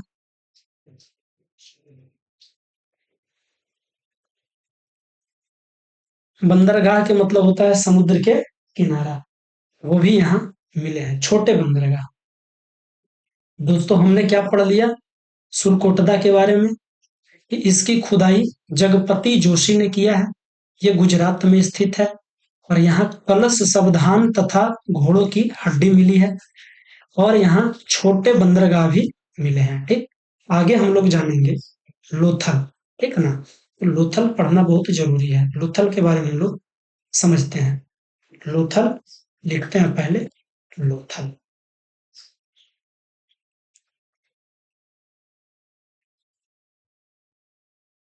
ध्यान से देखिएगा दोस्तों, इसकी खुदाई जो है दोस्तों, सबसे पहले इसकी खुदाई जानिए, लोथल की खुदाई, ठीक। तो इसकी खुदाई रंगनाथ राव ने भेगवा नदी के किनारे अहमदाबाद गुजरात में किया है। रंगनाथ राव ने, इसकी खुदाई किसने किया? रंगनाथ रंगनाथ राव ने। भेगवा नदी के किनारे, भेगवा भेगवा नदी के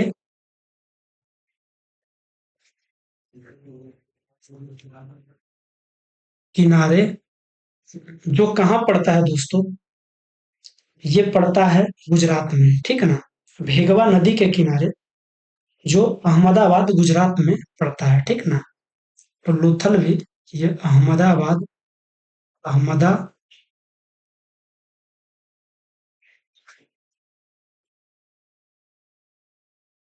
गुजरात में पड़ता है, ठीक है ना। इसकी खुदाई रंगनाथ राव ने भेगवा नदी के किनारे किए थे। यह सिंधु सभ्यता का बंदरगाह स्थल है। यह जो है दोस्तों, यह सिंधु सभ्यता का, हम लोग कहेंगे कि यह सिंधु सभ्यता का स्थल बंदरगाह है, ठीक है ना। यह सिंधु सभ्यता का बंदरगाह स्थल भी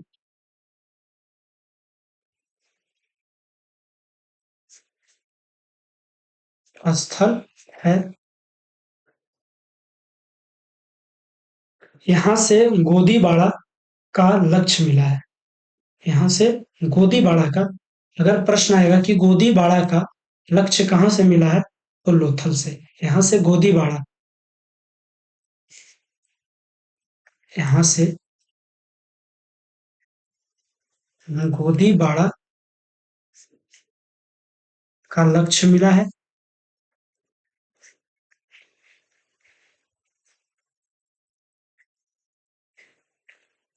यहाँ फारस की मुहर मिली है। फारस जो फारसी आए थे उसका मुहर मिला है, जो विदेशी व्यापार के संकेत है। फारस ये सब पौरस के समय में ये सब चीज हुआ था, ठीक ना। फारस की मुहर मिली है।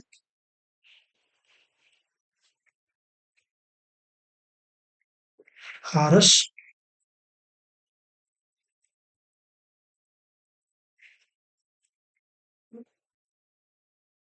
मिली है, जो विदेशी व्यापार होते थे। ये फारस दोस्तों विदेशी व्यापार होते थे। यहाँ से माप तौल के सामान भी मिले हैं। लोथल से दोस्तों माप तौल के, ये चीज आप याद रखिएगा, ऐसा पूछता है। यहाँ से माप तौल के सामान मिले हैं। यहाँ से छोटा दिशा मापक यंत्र मिला है, दिशा सूचक यंत्र भी मिला है।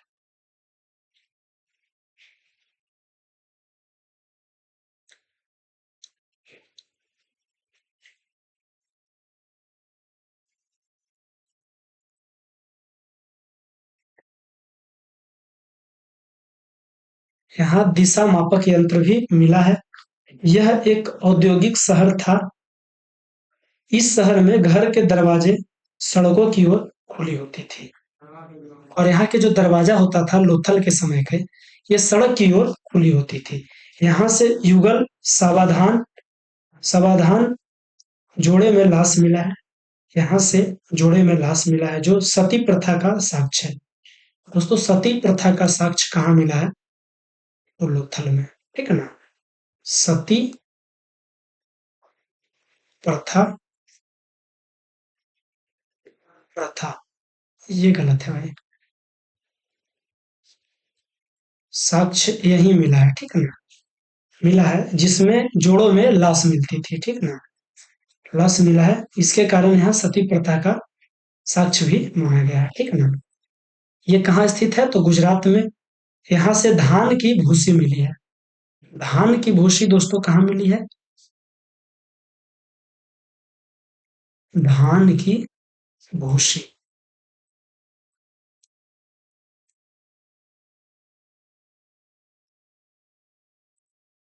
धान की भूसी कहाँ मिली है?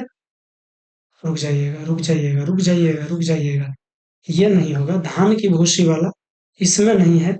वो रंगपुर में मिला है, ठीक ना। कहाँ मिला है? रंगपुर में। धान की भूसी कहाँ मिला है? सती प्रथा तक सही है, ठीक है ना। धान की भूसी कहाँ मिला है दोस्तों? तो रंगपुर में मिला है, ठीक ना। वो गुजरात में पड़ता है सती प्रथा। अब रंगपुर के बारे में भी हम सुन लेते हैं, सिर्फ याद हो जाएगा। ये गुजरात में, यहाँ धान की भूसी मिली है। आप लोग समझ गए, ठीक ना। अब आपको हम बता देते हैं सिंधु सभ्यता की कुछ विशेषताएं, ठीक ना। सिंधु सभ्यता की कुछ विशेषताएं कि मैं कल पढ़ा दूं। अभी भी बहुत काफी है, नहीं पढ़ा ही देते हैं भाई, खत्म ही कर देते हैं। रुक जाइए, लैपटॉप का बैटरी थोड़ा सा चेक कर लेते हैं, मैं आपको पढ़ा ही दूंगा।